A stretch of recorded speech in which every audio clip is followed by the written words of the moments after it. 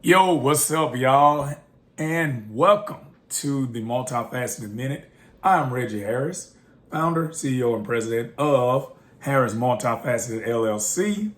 And I am here today to welcome you back to my podcast. Hopefully you guys have listened to the other episodes and have found some good and interesting topics that captured your attention through the Multifaceted Minute.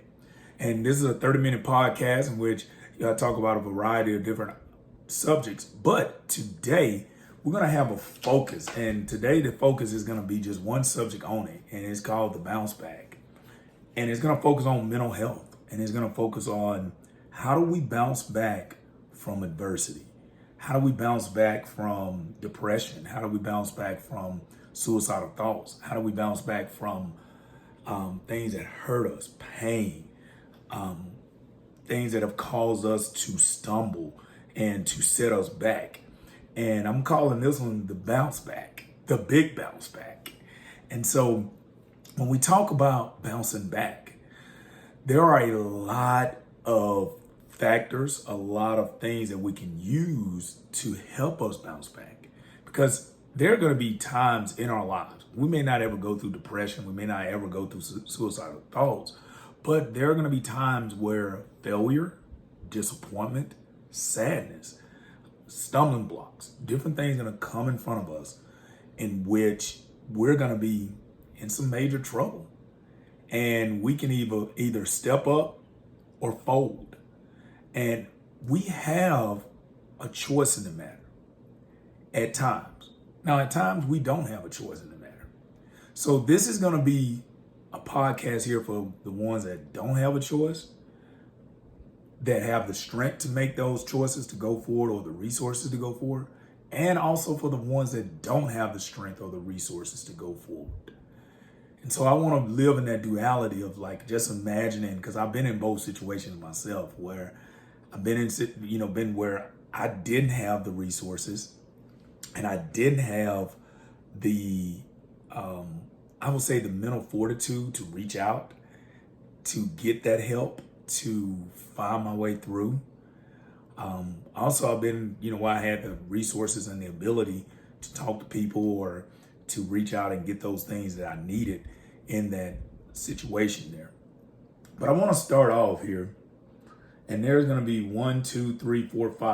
6 things that I'm going to go through that I want you guys to really put into your heart, put in your soul, write them down. Maybe you record it, record those 6 things, but then come back and listen after you finish this. But this is what has helped me, helped others that have been in similar situations as myself. And I'm coming with the real. I'm not coming with somebody that is a millionaire or coming from the perspective of somebody that has had a silver spoon in their mouth. Coming from that poor Mississippi poor boy that has dug it and got it from the mud, that have fought and has, persevered. But also too, and that's not necessarily a bragging thing, but it's a thing that I'm very, very proud of. And I'm also proud of the people that have helped me along the way and have removed the shame and the guilt that I had with being somebody that that was going through those things and not knowing their way out and not knowing that it's okay to express those things. And there are people that grab me and pull me along the way. And we're going to talk a little bit about that too. But we want to talk about these 6 things here. Number 1, we're going to break it down here. Number 1 is don't be afraid to feel and process. You can't be afraid to do that. And I know that was something I struggled with. And we're going to get into more detail as we go through it. But number 2, seek help and encouragement. Encouragement is everything. Number 3, accept responsibility and ownership. You got to do that. No matter what we're going through, you got to accept responsibility and ownership of what you're going through. And there's a variety of different ways to accept that responsibility and ownership, and we're going to talk about that too. Then next is fight and persevere. You have to put sometimes the wheel over the field. You got to fight and persevere. And that is very imperative if you want to overcome anything, any obstacle, any mental health crisis. You have to want it. And then next, reframe. You got to learn how to reframe. Reframing is so important, especially when you have these thoughts in your head. You got to learn how to reframe your thoughts, because, like there's an old song about the Ghetto Boys called My Mind Playing Tricks on Me. When your mind playing tricks on you, you got to learn how to proactively reframe. And then next, create optimistic energy. And there's a variety of different ways of doing that, but you have to create optimistic energy. Therefore, it goes back to putting in the work. You have to put yourself in situations. You have to do a variety of different things to do that. But once again, number one, feel and process. Number two, seek help and encouragement. Number three, accept responsibility and ownership. Number four, fight and persevere. Number five, reframe. And number six, create optimistic energy. And I hope these 6 things will change your life. If you're struggling, get this out to a friend and let them know, hey, guess what? There is hope. You can do it. Work through these 6 steps. You do have to be patient, though. You do have to be patient with yourself. Number one, we're going to go back up to the top right here. We're going to talk about feeling and processing. That was always a tough one. Now, I'm also a person that struggled with ADHD. So a lot of time I do process things a little bit different. I can become hyper-focused on something, become hyper-focused on an emotion or a feeling, can become hyper-focused on a task or hyper-focused on a variety of different things. But I also have the other side, which is inattentiveness. So I have hyperactivity and inattentiveness. My inattentiveness is, kind of a little bit of a debilitator, because what it does is if I go through something traumatic, painful, hurtful, I find something else to do. I don't pay attention to it. And I'll just jump to something else. Okay, I need something else to get my attention. Or I go into some type of erratic behavior to cover the hurt, the pain, the disappointment, the depression that I'm actually going through. Sometimes it led to hurting other people. Sometimes it also led to doing things I didn't necessarily want to do, but I did it because I just needed to get my mind off what was at that point in time overtaking my mind. And so, I created something else to do to take my mind off what was trying to overtake me. And so we have to understand how you feel. Well, understand yourself. I put it like this. And it took me a while to notice those things. I didn't notice those things until I started going to therapy.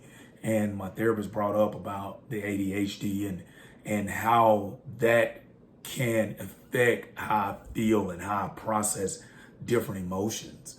And also, too, my culture that I grew up in, being a man, a hyper masculine male, kind of an alpha male myself, in which, I grew up playing football and grew up in the country. And, your manhood was determined on how you overcome things and how you push through, where that was your manhood. Your manhood was like, yeah, you can show emotion, but you can't show emotion alone, and you got to bounce back and you got to fight. You got to hit that thing hard.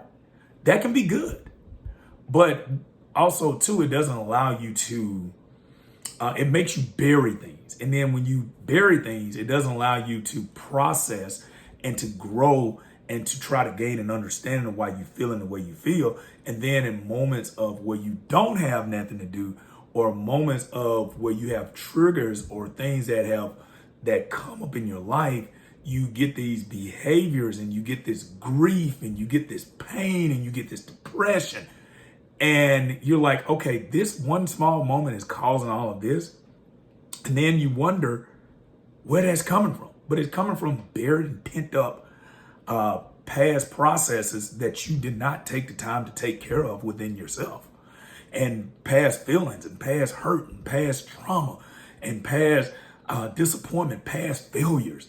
I'm really hard on myself. I always struggle with perfection. I've always struggled with wanting to succeed at everything that I do, and also trying to be perfect in those things, and also struggling with my struggles and trying to hide my struggles while appearing to be perfect. And that was always a depression trigger for me, because anytime I didn't meet up to expectations, or anytime somebody, told me that I didn't meet those expectations, I really became defensive towards myself. I became defensive towards other people. And sometimes it was really hard for me to take constructive criticism because of that. And I felt like I had to defend myself all the time. And that came from that standard of protection. Not protection, I'm sorry. That standard of perfection that I had for myself.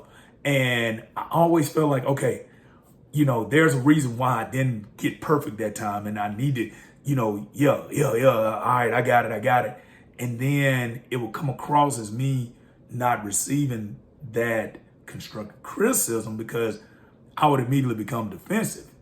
And because I always wanted that appearance of perfection, because I always thought that people wouldn't like me if I wasn't perfect, or people wouldn't accept me if I didn't have my stuff together. And I think that comes from not wanting to disappoint my family. And that was a self-inflicted pain and trauma that I've always had, because, when you grow up poor and you grow up, your main thing is, I want my family to be proud of me, and I want to change the situation for my family. And my mom and dad, they're phenomenal. They constantly tell us, me and my brothers, how proud they are of us and different things like that. But I created this, and it was something that I had became obsessed with, and I didn't even know it at a very young age. And because I always had this obsession that I was gonna, take care of my family, build this wonderful, big, huge house for my family, and make it to the league and whatever it was in sports or whatever I was doing. I was gonna make it to the top and make all the money, and my family was gonna be set for life. And that was something that I've always, took up on myself. It was a self-inflicted trigger of depression. And so, if you ever have one of those, you'll get exactly where I'm coming from with that. And you could be doing great in life, but because you set those standards and set those things so high for yourself, you don't even give yourself grace. You don't even and it even messes with your decision making. Like, I'll be honest, it has affected relationships. And it has, I've had these unreal expectation of women in my life. And because, I wanted the perfect wife. And then I also realized too, when I wasn't the perfect person towards them and they brought that stuff out, that hurt me, because then I had to go back to the drawing board. So it was like all of those things, I never had a chance to feel and process and work through. And that started at a young age. Yes, I have a very high IQ, and the ADHD with the high IQ is a superpower, but it's also can be something that can cause some internal depression if you're not careful. But I wasn't aware of all those things until my 30s. And I've been working my way through all of those things for the past few years. And so, going back to that whole part of feeling and process, don't be afraid to admit how we feel and how things make us feel. Process it. Find out the why. And I told y'all my whys, and I wanted to use that as an example to tell y'all my whys, because in order to process something, you have to figure out the whys internally. I had to figure out that it wasn't the other people, it was things within me. And sometimes I would project things that I went through in the past, or actions that, I've been hurt by in the past, on other people that were similar to those people or similar to those circumstances or scenarios, and would project that out. And so, you got to balance feelings with logic with that. And that's what it means, feel. Process. Process part of it is the logic part. So the logic part of it is that's the why. And you have to figure that out. And you get help to do that. And that leads me to number 2, seek help and encouragement. In order to find out and to process, you have to seek help. You have to ask and be ready to hear hard things.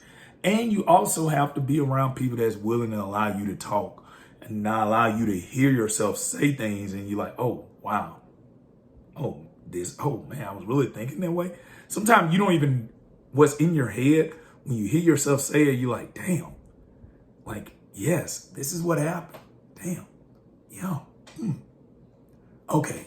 Yeah, I was messed up in the head, right? I had a totally different perception. This is not the way it is. Woo. Let's get this stuff together here.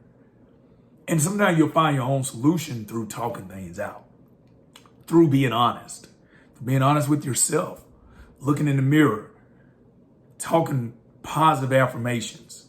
You know, a lot of people have a bad taste in their mouth with social media. I don't. I love social media. You want to know why?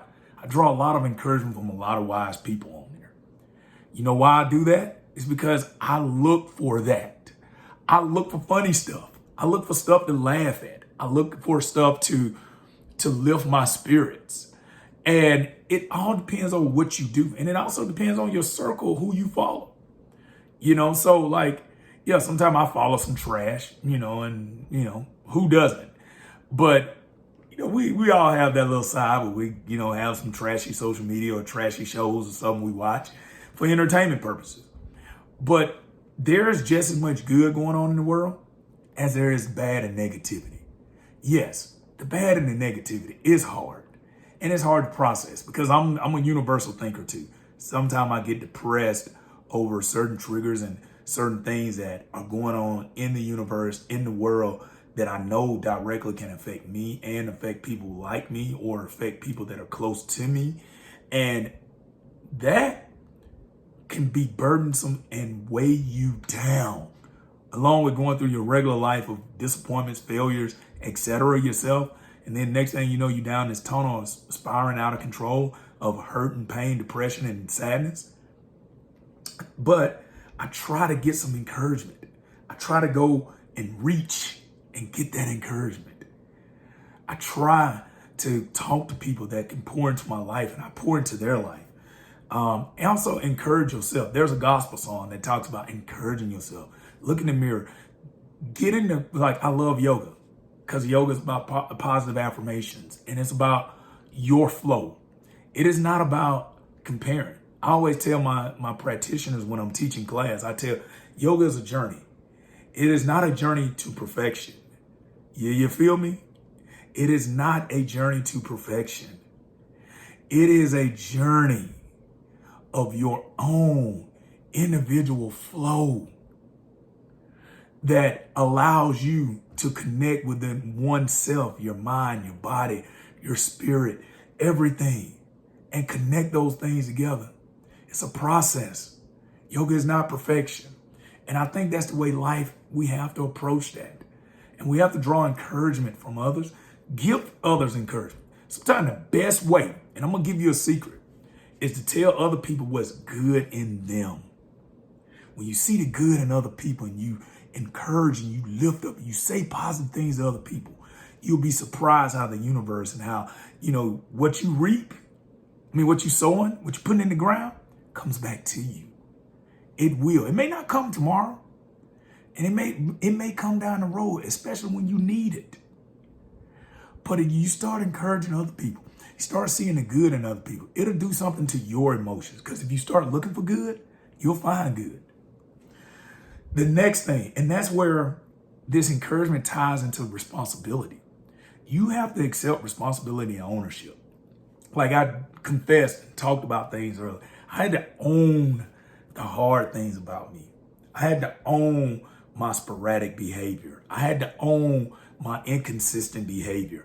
I had to own how I get into my own head. I had to own a lot of different of my things that I fail at, and a lot of things that triggers that lead to my depression, the thoughts that I have, and I'm going to share this right here, ownership.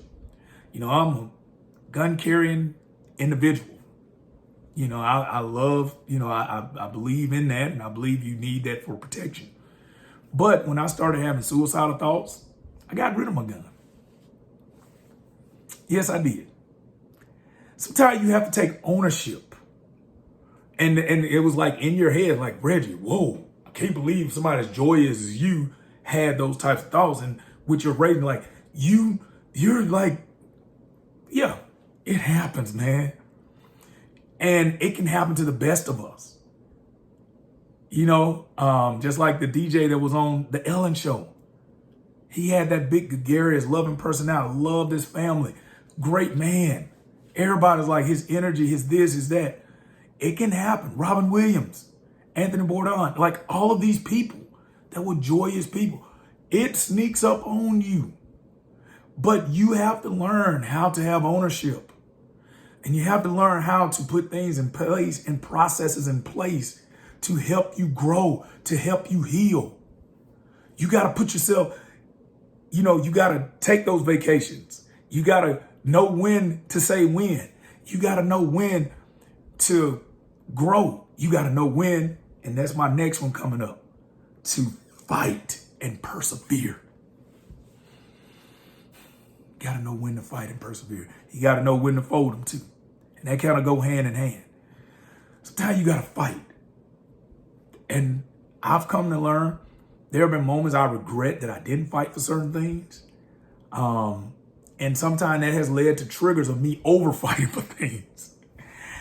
And I make mistakes when I become anxious and I over fight for things. And I make a lot of mistakes. And I had to accept that responsibility too. But at the same time, I've had to learn to put my wheel over my field sometime consistently. And I had to learn to fight for myself most of all, to fight for my mental health, to fight for what I knew was right, to fight for growth, to fight within myself, to tell myself, Reggie, don't take this personal. Take this as an opportunity. Take this as a new opportunity. Take this as a way to make yourself into a higher level being. Because I'm going to get to a little quote and stuff later that'll make this make sense right here. And, well, I'm going to go ahead and do that now. Let's go. So I want to talk about something that Tyler Perry said and Steve Harvey. Both guys were homeless. Like, everybody look at Tyler Perry and look at Steve Harvey, things that they've accomplished. These guys have shared how they was homeless, down on their luck and everything. And Tyler Perry, he talked about it, man. He would pray every morning that he would die. Pray every morning that he would die. And he said the thing that gave him hope was seeing the small things. He said every day, it was small victories in his life that kept him going. That's what we got to fight. We got to look for those small victories. We got to fight for the small victories. And that's where we got to persevere. He said every day he found something. And one thing that I had to learn, and I came up with this quote, and I said, I can't allow the lack of perfection and comparison to steal the small joys in life. So catch that again. Comparison and the perfection stole my joy of those small things. Everybody's small things are different. But people that love me, I always go back and grab that. I always go back and my mom, my dad telling me they proud of me. And I hang on to that. My grandma, the memories of my grandma, when my mom then would say, the reason why I'm an affectionate person, I kind of got it now because they said my grandma used to always hold me all the time, pick up my face all the time, make sure that I was clean cut and, always, just always picking at me and always holding me when I was a little baby. And that's why I always like to be touched, I guess. And that's one of the things I'm like, oh, my grandma, she loved me that much. I got to fight for her. I got to fight for that legacy. And then next, so with that fight leads to reframing. You have to reframe things. When we talk about reframing, no means new opportunity. No means try harder. No means lessen. Pain means let's adjust and pivot. Hurt means there's a lesson in the hurt. Rejection is sometimes protection.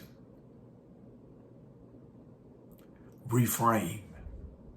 Reframe. Maybe what somebody is telling you, maybe somebody in your life, maybe something that triggers you is not bad. Maybe it's actually good for you. Maybe, just maybe, you're healing. Just maybe you need to face the things that trigger you. Let me figure this out. Let me walk into this. Oh yeah, I'm uncomfortable with having a conversation with a lot of people, but I've been put in this opportunity. Or maybe I got to deal with somebody that behavior was like somebody that hurt me or abused me. Okay, here's an opportunity to judge a person based on their complete actions and not make them into something that they're not, because you don't want that to happen to you. Maybe it's an opportunity to grow in that way so that you learn how to provide empathy. Sometimes hurt and pain comes to show us empathy, to show us how to be more empathetic. And finally, before I end this, create optimistic energy. You have to do things to create positive energy. You are a creator of good things. See, you have to tell yourself something like that. And that's a whole reframing, because all of these things that I said, all of the previous 5 lead to creating optimistic energy. Because if the pain is hard now, if we can just get through the pain, the buy-in of the future means that the future is going to be great. Maybe it's not even for you. Maybe it's for your kid. Maybe it's for your offspring. Maybe it's for your cousin. Maybe it's for, if you could just pull through. If you don't make that decision that totally destroy your life, if you don't go back to that thing that, maybe that crutch, that alcohol, that drug, or whatever it is that and you become obsessed with that, maybe you say, okay, I'm gonna pull back. I'm gonna feel this pain, because if I can push through this pain, there's a future, optimistic, great energy that's gonna come from this. I'm going to be able to help somebody. Like Tyler Perry said, he said if he never worked and processed and felt that pain, he would never have been able to give millions and millions of people. Y'all seen how many careers Tyler Perry done picked up and lifted up. You've seen what Steve Harvey has done. That's why they're so inspirational, because they've been homeless. They talk about bathing out of hotels and sneaking into hotels to take a bath and living out of cars. They was at their world's worst, wishing they wasn't born. And y'all see these big personalities that make people laugh and that love people and do all these great things. But the pain that they had to go through and they bought into, because they knew somehow, some way, that next decision, that next opportunity is going to be there. And if you're dealing with other people, perception of you and that hurting you, I want to tell you this. You got, like Mike Tyson said, he said, you got to want to be up more than people want you to be down. Woo! That was powerful. And I want to bring that even to yourself. You got to want in your mind, regardless of how much your mind play tricks on you, you got to want to be positive more than your brain wants to be negative. You got to work. You got to put in those 6 things. Put in the 6, baby. Feel and process, seek help and encouragement, accept responsibility, fight, persevere, reframe, and create optimistic energy. Peace out.